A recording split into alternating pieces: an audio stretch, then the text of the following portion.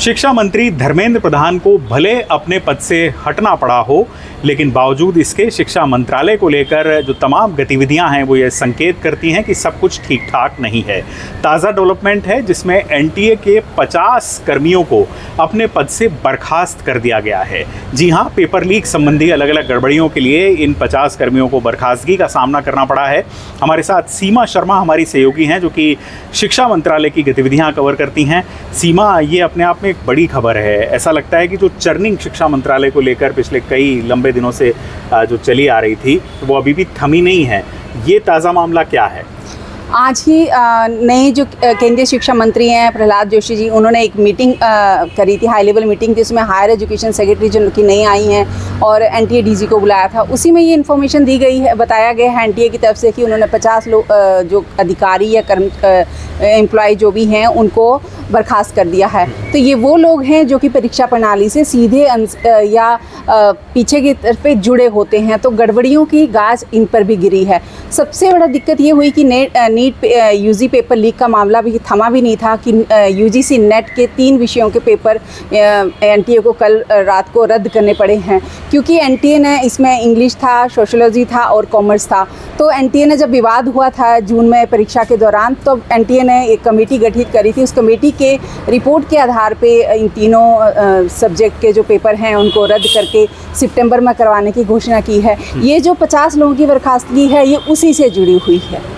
यानी एक तरह से ये स्वीकारोक्ति है कि इन पेपर्स के अंदर भी गड़बड़ियाँ हुई। गड़बड़ियाँ इस बार इनको मशीनों ने धोखा दिया। अभी तक नीट यूजी में जो सब्जेक्ट एक्सपर्ट थे, जो ट्रांसलेशन करने वाले थे, जो इंग्लिश के क्वेश्चन पेपर तैयार होता है उसके बाद 13 भारतीय भाषाओं में ट्रांसलेट किया जाता है। तो इस बार इन्होंने कहा था कि हम किसी भी सब्जेक्ट एक्सपर्ट को, मतलब इंसानों को नहीं लगाएंगे क्योंकि वो धोखा दे रहे हैं, लेकिन इस बार तो टेक्नोलॉजी ने इनको धोखा दिया। और सबसे बड़ी बात है कि दुनिया जिस आर्टिफिशियल इंटेलिजेंस की तरफ भाग रही है और यहाँ पे आर्टिफिशियल इंटेलिजेंस ने ही एनटीए को धोखा दिया है। तो अब ये इसके ऊपर आधिकारिक रूप से कुछ कहा गया है एनटीए की तरफ से या सरकार की तरफ से कि आखिर इन 50 कर्मियों की बर्खास्तगी का कारण क्या था?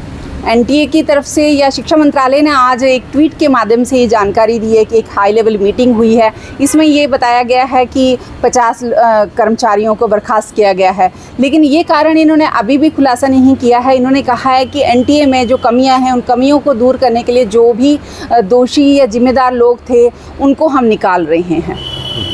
यानी ये दर्शाता है कि ऊपर से लेकर नीचे तक सिस्टम ठीक नहीं है यहाँ पर। सीमा, आपको लगता है कि धर्मेंद्र प्रधान के हटने के बाद से लेकर अब तक जो कदम उठाए गए हैं, जिसमें प्रधानमंत्री कार्यालय भी शामिल था, उनके दिशा निर्देश भी ज़रूर रहे ही थे, वो नाकाफ़ी हैं वो कदम?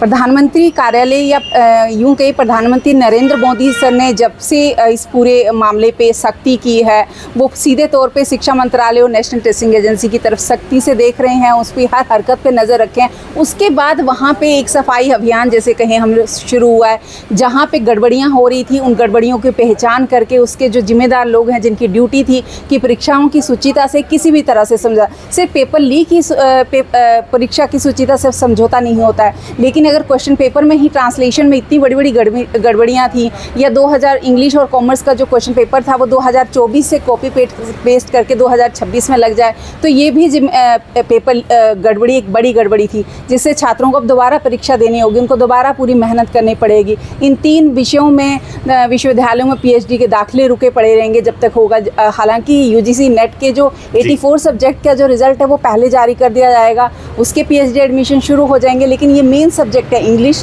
कॉमर्स और सोशियोलॉजी, तो इसमें सबसे अधिक स्टूडेंट जाते हैं पीएचडी के लिए, तो ये रुका रहेगा। आपको नहीं लगता सीमा, ये भी एक चुनौतीपूर्ण स्थिति होगी कि जब स्टाफ की पहले से ही क्रंच की हम बात कर रहे थे या ये कह रहे थे कि साहब संविदा पर कर्मचारी नियुक्त हैं जिनके ऊपर आप उतना शायद विश्वास ना कर पाएँ, तो अब 50 कर्मी और हट गए, तो ये तो स्टाफ क्रंच, इसके लिए क्या रोड मैप है उनके पास? तो आज एनटीए ने बताया है कि ये जो कॉन्ट्रैक्ट कर्मचारियों के पूरा ठेके व्यवस्था पर जो एनटीए चल रहा था, इसी के कारण पेपर लीक हुआ, कई अन्य गड़बड़ियां भी सामने आई। तो जो दोषी लोग हैं उनको बाहर किया जा रहा है, उसके जगह पे नए लोगों को भर्ती काम शुरू हो गया, नियुक्तियों का काम शुरू हो गया, विज्ञापन निकाले जा रहे हैं। और सबसे बड़ी बात है, इस बार एनटीए हर एक जो परीक्षा प्रणाली के जुड़े हुए अलग अलग स्टेप होते हैं हैं उसके हेड नियुक्त करेंगे। ऐसा नहीं कि किसी भी सामान्य डायरेक्टर स्तर के अधिकारी से किसी भी परीक्षा प्रणाली का, जैसे प्रिंटिंग प्रेस है, क्वेश्चन पेपर का है, अदर जो भी चीज़ें होती है उसको देखरेख के लिए जिम्मेदारी के साथ जिम्मेदार लोगों को नियुक्त किया जाएगा, सीनियर मोस्ट लोगों को रखा जाएगा। तो अब ये एनटीए ने आज बताया है शिक्षा मंत्री को कि हम लोग शुरू कर चुके हैं वरिष्ठ लोगों को नियुक्ति, नए लोगों को भर्ती करना, और ये 3-3 सालों के होगा, कॉन्ट्रैक्ट पे भी होगा, डेपुटेशन पे भी लोग आएंगे। लेकिन ये पक्का है कि आने वाले दिनों में एक एनटीए का नया रूप देखने को मिल सकता है। गड़बड़ियाँ बेशक हुई, लेकिन प्रधानमंत्री कार्यालय ने इस पर सीधे सख्ती की है और सख्ती का असर दिखने लगा है। दूसरा, अब एनटीए का भी ऑडिट होगा। ये सबसे बड़ी बात है कि अभी तक एनटीए का ऑडिट नहीं होता था। तो आज शिक्षा मंत्री ने नेशनल टेस्टिंग एजेंसी को साफ साफ कहा है कि परीक्षाओं की जो भी परीक्षाएं हो रही है उसके पूरा मुझे इसका ऑडिट करके दिया जाए, और जो भी परीक्षा प्रणाली में सुधार किए जा रहे हैं इन दिनों सबक लेते हुए नीट यूजी के बाद से, तो उसकी भी रिपोर्ट बना के जल्दी से जल्दी शिक्षा मंत्रालय को दी जाए। जी, बहुत शुक्रिया इस जानकारी के लिए सीमा। बात बिल्कुल साफ है कि नए शिक्षा मंत्री प्रहलाद जोशी के लिए काफ़ी मेहनत टास्क है इस पूरी कार्यप्रणाली में सुधार के लिए, और एनटीए को लेकर जो सुधार के कदम उठाए जाएंगे आने वाले दिनों में उन पर हमारी नज़र बनी रहेगी। इस वीडियो में फ़िलहाल मेरे साथ इतना ही।